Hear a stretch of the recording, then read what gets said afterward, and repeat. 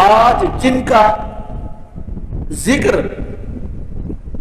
آپ کے سامنے کرنا چاہتا ہوں وہ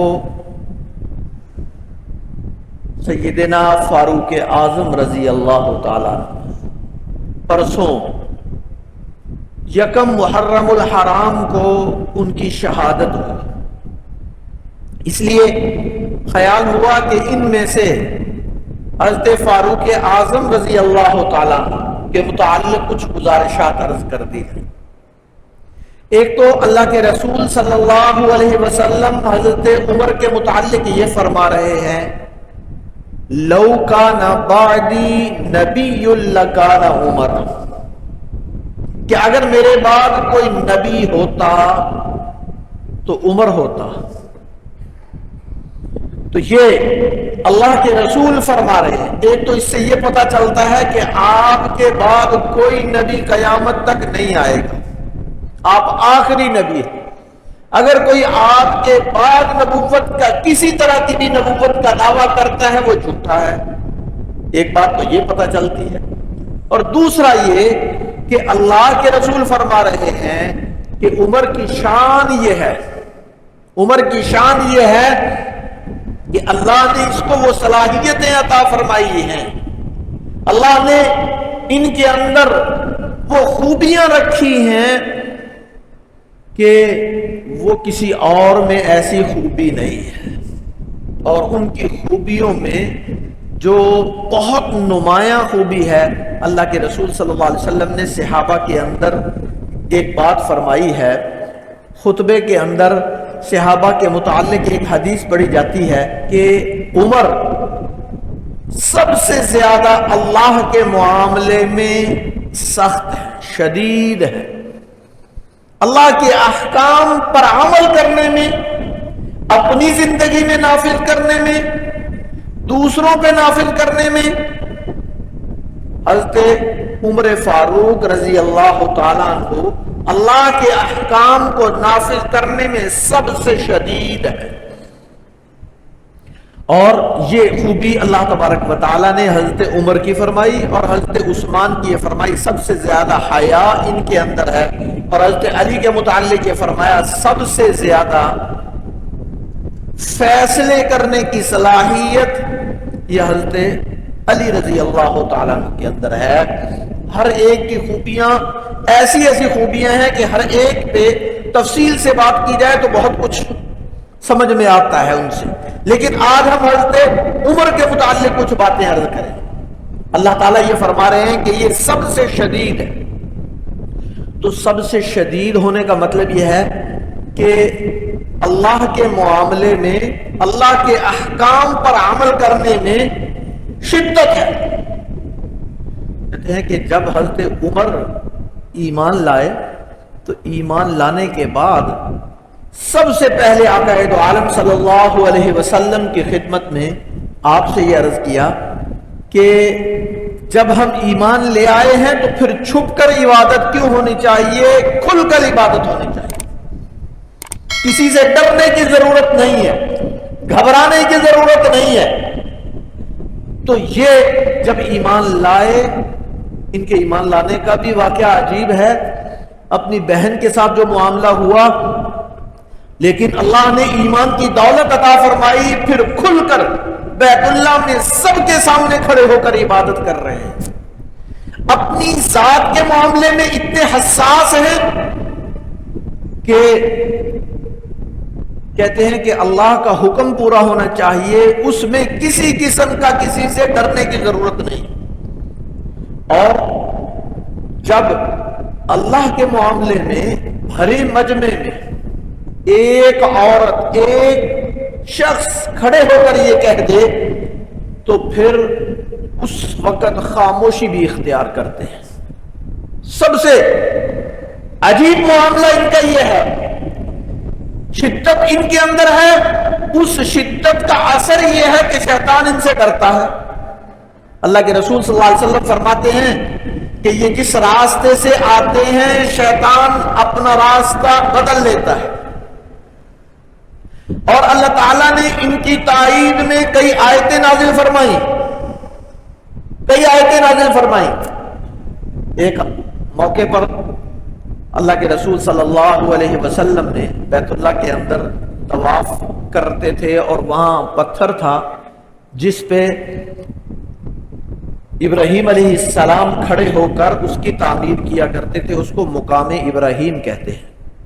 مقام ابراہیم پہ کھڑے ہو کر حضرت ابراہیم علیہ السلام، اسماعیل علیہ السلام بیت اللہ کی تعمیر کرتے تھے. وہ لفٹ کا کام دیتا تھا. آج بھی وہ بیت اللہ میں نصب ہے. تو وہ پتھر رکھا. حضرت عمر نے یہ فرمایا کہ یا رسول اللہ، ہمیں چاہیے کہ اس جگہ کو نماز کی جگہ بنا لے، نماز کی جگہ بنا لے، نماز پڑھ لے اس پہ. تو اللہ تعالیٰ نے حکم یہ نازل فرمایا وَاتَّخِذُوا مِن مَّقَامِ إِبْرَاهِيمَ مُصَلًّى. طواف کرو. طواف کرنے کے بعد جب 7 چکر پورے ہو جائے تو 2 رکعتیں پڑھو اور یہاں مقام ابراہیم پر پڑھو. حضرت عمر رضی اللہ تعالیٰ عنہ کی رائے کے مطابق اللہ تبارک و تعالیٰ نے قرآن کریم کی قرآن کریم کی آیت یہ نازل فرمائی. اور اسی طرح ایک اور موقع پر عبداللہ ابن ابی منافق، ان کا بیٹا تھا، اس کا بیٹا تھا عبد الرحمن. یہ مخلص مومن تھے، ایمان والے تھے. تو یہ جب منافق عبداللہ ابن ابی فوت ہوا تو اس وقت اللہ کے رسول صلی اللہ علیہ وسلم کے پاس عبد الرحمن گئے. یہ مخلص مومن تھے، صحابی رسول تھے، اللہ کے رسول پر جان نچھاور کرنے والے تھے. آپ سے آ کے عرض کیا کہ ان کا جنازہ پڑھا دو میرے والد کا. تو اللہ کے رسول کو بھی پتا تھا کہ یہ منافق ہے، اور حضرت عمر یہ فرما رہے ہیں یا رسول اللہ اس کا جنازہ نہ پڑھائیے، یہ منافق ہے.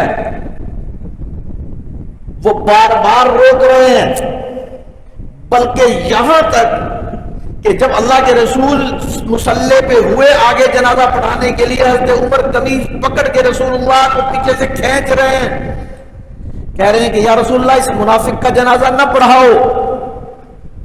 اللہ کے رسول صلی اللہ علیہ وسلم نے جنازہ پڑھایا. اللہ تعالیٰ نے قرآن کریم کی آیت نازل فرمائی وَلَا تُصَلِّ عَلَىٰ أَحَدٍ مِّنْهُمْ مَاتَ أَبَدًا وَلَا تَقُمْ عَلَىٰ قَبْرِهِ، کہ آج کے بعد اب کبھی بھی کسی منافق کے جنازے کو آپ نے نہیں پڑھا. یہ اللہ تبارک و تعالیٰ نے حضرت عمر کی اس رائے کے مطابق قرآن کریم کی آیت نازل فرما دی. پھر اس کے بعد اللہ کے رسول صلی اللہ علیہ وسلم جب بھی کوئی منافق مرتا تو آپ جنازہ نہیں پڑھاتے. آپ فرماتے تھے کہ نہیں تم خود ہی پڑھ لو، اس کا جنازہ میں نہیں پڑھتا.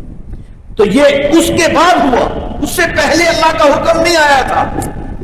تو ادھر ان کی رائے پہ اللہ قرآن کریم نازل فرما رہے ہیں، اور ادھر شدت ایسی ہے کہ شیطان ڈر رہا ہے، اور عاجزی اتنی ہے، ایسی ہے کہ اب جب یہ کھڑے ہوئے خلیفہ بنے تو منبر پر کھڑے ہو کر یہ فرمایا کہ دیکھو مجھے اللہ نے تمہارا خلیفہ بنایا ہے، تو اگر میرے اندر کوئی خرابی دیکھو تو کیا کرو گے؟ تو ایک صحابی مجمع میں سے کھڑا ہوا اور اس نے تلوار نکالی. تلوار نکال کر کہا کہ اگر تم اللہ کے حکم اور اس کے رسول کے خلاف کوئی کام کرو گے تو ہم اس کے ساتھ تمہیں ٹھیک کریں گے. یہ عمر ہے جس کے اندر اتنی شدت ہے، لیکن سننے والا اپنے سامنے مجمع میں سے ایک شخص کی یہ بات سن رہا ہے اور وہ یہ کہہ رہا ہے کہ اس کے ساتھ ہم آپ کو ٹھیک کریں گے. تو یہ کہتا ہے الحمدللہ. حضرت عمر یہ کہہ رہے ہیں الحمدللہ، اللہ کا شکر ہے کہ آپ کے اندر ایسے لوگ موجود ہیں جو عمر کو ٹھیک کرنے والے ہیں. اگر عمر اللہ کے حکم کے خلاف کرے گا تو کچھ لوگ ایسے ہیں جو عمر کو ٹھیک کر سکتے ہیں. الحمدللہ، اللہ کا شکر ہے.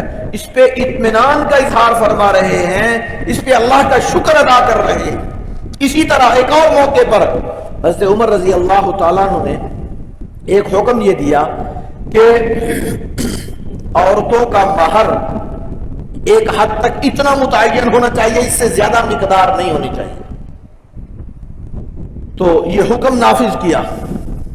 مجمع میں منبر پہ کھڑے تھے عورتوں میں سے کسی عورت کی آواز آئی کہ تم یہ حکم نہیں نافذ کر سکتے، اس لیے کہ قرآن کریم میں اللہ تبارک و تعالیٰ نے قرآن کریم کی اس آیت میں یہ فرمایا حتی فرضنا علیہن ما فرضنا علیہن، وہاں اللہ تبارک و تعالیٰ نے کوئی حد متعین نہیں فرمائی، وہاں یہ فرمایا جتنا متعین کر لے عورت، مرد اس کے لیے تیار ہو جائے، وہ آپس میں طے کر لیں، کوئی حد خاص متعین نہیں ہے، قرآن متعین نہیں کرتا، تم متعین کر رہے ہو، اپنی طرف سے اللہ کے حکم میں اضافہ کر رہے ہو۔ عمر کیسے یہ تم کر سکتے ہو؟ تو عمر اسی جگہ کھڑے تھے اور کھڑے ہو کے بیٹھ گئے اور کہا کہ الحمدللہ ایک عورت نے میری درستگی کر دی، اللہ کے حکم کے سامنے میری رہنمائی کر دی، مجھے اللہ کے حکم پر عمل کرنے کے لیے غلطی نہیں لگی۔ بالکل اسی طرح ایک موقع پر ایک عورت کے بارے میں حضرت عمر رضی اللہ تعالیٰ عنہ نے یہ فیصلہ فرمایا، کسی نے عورت نے زنا کیا اور اس کا حمل تھا، اب اس کے زنا ثابت ہو گیا اور حضرت عمر نے فرمایا اس کو سزا نافذ کی جائے۔ حضرت علی وہاں موجود تھے، حضرت علی نے فرمایا کہ یہ فیصلہ آپ کا ٹھیک نہیں ہے، اللہ کے رسول کے زمانے میں بھی ایسا معاملہ ہوا تھا، اس وقت فیصلہ یہ ہوا تھا کہ اس کا عمل جب آ جائے گا اس کے بعد بچہ بڑا ہو جائے پھر اس کے بعد اس پر وہ حد جاری کی جائے گی۔ وہی بھرے مجمع میں حضرت عمر یہ فرما رہے ہیں لولا علی لہلک عمر، اگر آج علی نہ ہوتے تو عمر ہلاک ہو جاتا، اس لیے کہ اللہ کے حکم پہ فیصلہ کرنا ہے، اللہ کے احکام پہ عمل کرنا ہے، تو میں تو اللہ کے حکم پر عمل کرنا چاہتا ہوں، مجھ سے غلطی ہو رہی تھی، حضرت علی نے میری اصلاح کر دی۔ تو یہ تھا عمر کا مزاج کہ وہ وقافا عند کتاب اللہ وقافا عند اللہ، وہ اللہ کے حکم پہ عمل کرنے کے لیے بھی سب سے زیادہ شدید تھے، اور جب اللہ کے حکم کی کوئی بات آ جاتی کہ اپنی غلطی ہو سب سے زیادہ رکنے والا بھی عمر تھا۔ یہی وجہ ہے اس سے شیطان بھی ڈرتا تھا، پوری دنیا کے حکمران ڈرتے تھے، اور ساری آج بھی دنیا کفر اگر کسی کا نام لیتی ہے تو وہ حضرت عمر کا نام لیتی ہے، ان کے طرز حکومت کا نام لیتی ہے، ان کی طرز زندگی کا نام لیتی ہے، ان کی مثالیں پیش کرتی ہے۔ لیکن اس پہ میں تھوڑی سی بات عرض کر دوں کہ حضرت عمر رضی اللہ تعالیٰ کامیابی کے وہ اعلیٰ معیار پہ گئے صرف اور صرف اس لیے کہ اللہ کے احکام پر سختی سے عمل کیا، اور جہاں یہ سمجھ میں آیا کہ میری غلطی ہے، اللہ کے حکم پر صحیح عمل نہیں ہو رہا، فوراً رک گئے۔ یہی چیز ان کی کامیابی تھی، بلندی تھی۔ شیطان بھی ڈر رہا ہے، پوری دنیا کے حکمران ڈر رہے ہیں۔ آج ہماری پستی اور کمزوری کی بھی سب سے بڑی وجہ یہ ہے کہ ہم نے دین کو چھوڑ دیا ہے، اللہ کے احکام کو چھوڑ دیا ہے، اور اللہ تبارک و تعالی کے ان اصولوں کو، کتاب اللہ کو اور اللہ کے رسول صلی اللہ علیہ وسلم کے احکام کو نظر انداز کر دیا ہے، جس کی وجہ سے آج ہم ذلیل ہو رہے ہیں، آج ہم پستی کی طرف جا رہے ہیں، آج ہم جتنا ہمارے اندر کوتاہیاں ہیں، کمیاں ہیں، وہ ہم سیاستدانوں پہ ڈال دیتے ہیں یا عدلیہ پہ ڈال دیتے ہیں یا ان پہ ڈال دیتے ہیں، دوسروں پہ اپنی کوتاہیاں اور غلطیاں ڈال دیتے ہیں، اور اپنی پریشانی اور قسم پرسی کا تذکرہ کرتے ہیں۔ یہ کسی صورت میں درست نہیں ہو سکتا جب تک میں اور آپ اپنی نجی اور ذاتی زندگی میں درست نہیں ہوں گے۔ اللہ کے احکام کو اپنانے کے لیے انفرادی زندگی کو درست کر لیں، اجتماعی زندگی درست ہو جائے گی۔ اپنی انفرادی زندگی کو اللہ کے احکام کے مطابق بنا لیں، معاشی حالات درست ہو جائیں گے۔ اللہ تعالیٰ خود قرآن کریم میں یہ فرماتے ہیں वलौ अन्न अहलल किताबि आमनू लफतहना अलैहिम बरकातिन मिनस समा, अगर ये अहले किताब की ईमान ले आए और अच्छे अमाल कर ले तो हम आसमानों जमीन की बरकतें इनके लिए खोल देंगे। ये अल्लाह का वादा है, अल्लाह ताला खुद फरमा रहे हैं। लेकिन हमारी सोच का अंदाज बिल्कुल बदला हुआ है। अगर ये दुरुस्त नहीं होगा तो किसी सूरत में हम आसानी की तरफ नहीं आ सकते, हम राहत की तरफ नहीं आ सकते, हम मुआशी बेहतरी की तरफ नहीं आ सकते, मुल्की हालात की दुरुस्तगी की तरफ नहीं आ सकते और अमन और इत्मीनान की तरफ नहीं आ सकते जब तक इस फार्मूले को इख्तियार नहीं करेंगे। अल्लाह ताला ने कुरान करीम में ये जिक्र फरमाया, सहाबा सारे उनकी जिंदगियां देख लें, हज़रत उमर की जिंदगी को देख लें, अगर हम इनफिराती जिंदगी में अल्लाह के अहकाम को पूरा करने की कोशिश करेंगे, जितना ज्यादा करेंगे जिंदगी में आसानियां उतनी आ जाएंगी।